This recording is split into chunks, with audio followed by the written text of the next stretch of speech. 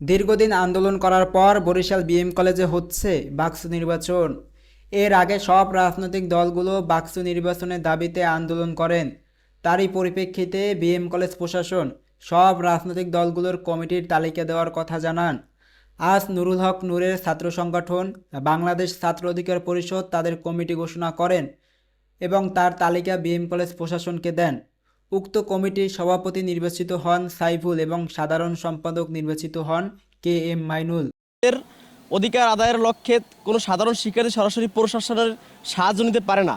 সেক্ষেত্রে ক্যাম্পাসে যদি তাদের একজন অভিভাবক থাকে বা একজন বাকসু নির্বাচিত বিপি থাকে, তাহলে সাধারণ শিক্ষার্থীরা তাদের অধিকার নিয়ে তাদের সাথে কথা বলতে পারে, আলোচনা করতে পারে এবং তাদের অধিকার কিন্তু বাস্তবায়নে আসলে দেখুন, বাংলাদেশ ছাত্র অধিকার পরিষদ আন্দোলন সংগ্রামের মাধ্যমে গড়ে ওঠা একটি ছাত্র সংগঠন। 2018 সালের কোটা সংস্কার আন্দোলনের মধ্য দিয়ে বাংলাদেশ ছাত্র অধিকার পরিষদ এখন পর্যন্ত যে তাদের অগ্রযাত্রা সেটি বজায় রেখেছে এবং ছাত্রদের যে নৈতিক যে কাজগুলো আছে সেগুলো বাংলাদেশ ছাত্র অধিকার পরিষদ এখন পর্যন্ত করে যাচ্ছে।